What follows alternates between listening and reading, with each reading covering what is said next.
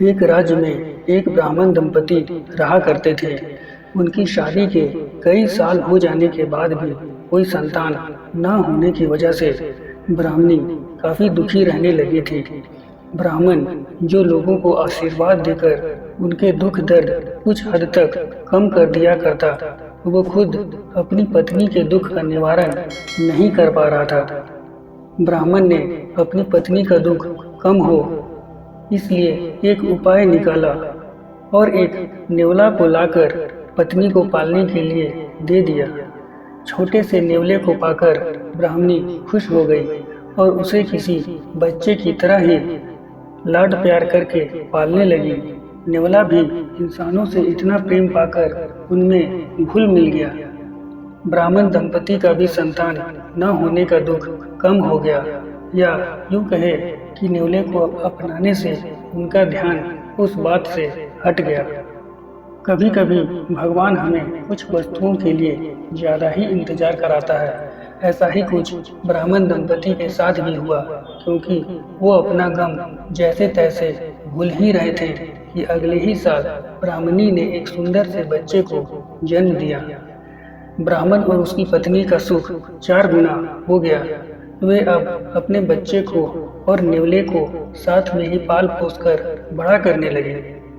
पड़ोसी उन्हें अक्सर सलाह दिया करते कि नेवले को बच्चे के साथ रखना काफी खतरनाक हो सकता है, क्या पता ये जानवर कब क्या कर बैठे। लेकिन दंपति को नेवले पर पूरा भरोसा था, क्योंकि जब से वे उसे अपने घर लाए थे तब से लेकर उसने कभी कोई ऐसी हरकत नहीं की थी जो उसे ना करनी चाहिए।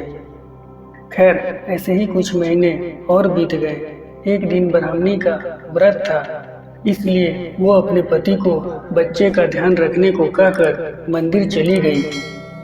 जब ब्राह्मणी मंदिर गई थी तभी ब्राह्मण को राजा के महल से एक यज्ञ करवाने के लिए बुलाया गया।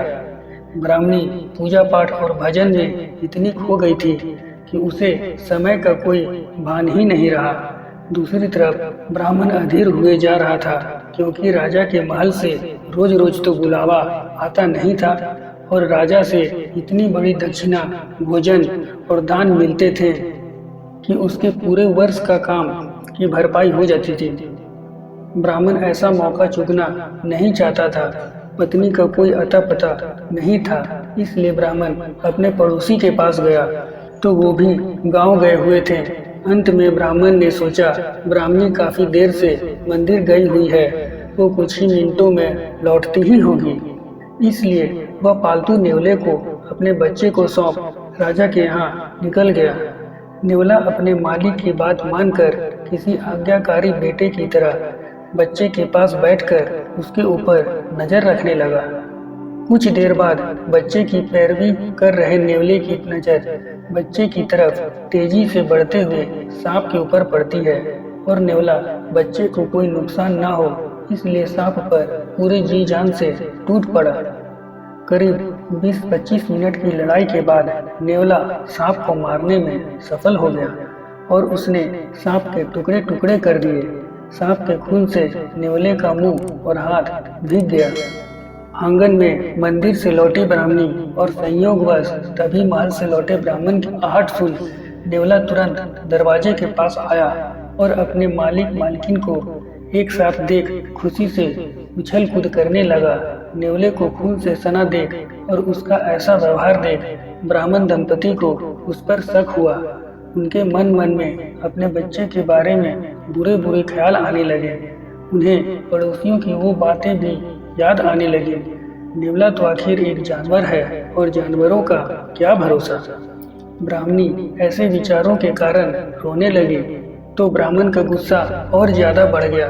उसने न आव देखा न ताव आंगन में पड़ी एक डंडा लिया और नेवले को पीट पीट कर मार डाला। इतना सब होने के बाद जब दोनों अपने घर में अपने बच्चे को देखने के लिए दौड़े तो देखकर हैरान थे कि उनका बच्चा मजे से खेल रहा था और उन्हें तब बड़ा झटका लगा जब पालने से थोड़ी दूर जहरीली सांप के कई टुकड़े पड़े हुए दिखे। वे दोनों गुस्से से अपना आपा खोकर अपने बच्चे के रक्षक को ही भक्षक बन बैठे थे। सच्चाई का पता चलते ही दोनों पश्चाताप की आग में जलने लगे। दोस्तों, ये पौराणिक कथा हमें काफ़ी महत्वपूर्ण बातें सिखाती है कि हमें क्रोध नहीं करना चाहिए, या कभी क्रोध आ भी जाए तो उस वक्त कोई भी फैसला या कोई काम नहीं करना चाहिए, क्योंकि इतिहास गवाह है कि क्रोध में लिए गए फैसलों से हमेशा अनर्थ ही होता है। दोस्तों, यह कहानी आपको कैसी लगी और आपने इस कहानी से क्या सीखा, हमें कमेंट बॉक्स में कमेंट करके ज़रूर बताएं। और साथ ही अगर आपको यह कहानी पसंद आई हो तो इसे लाइक और अपने दोस्तों के साथ शेयर करना ना भूलें। आज की इस कहानी में सिर्फ इतना ही। हम आपसे फिर मिलेंगे ऐसे ही एक कहानी के साथ। अपना बहुमूल्य समय देने के लिए आपका धन्यवाद।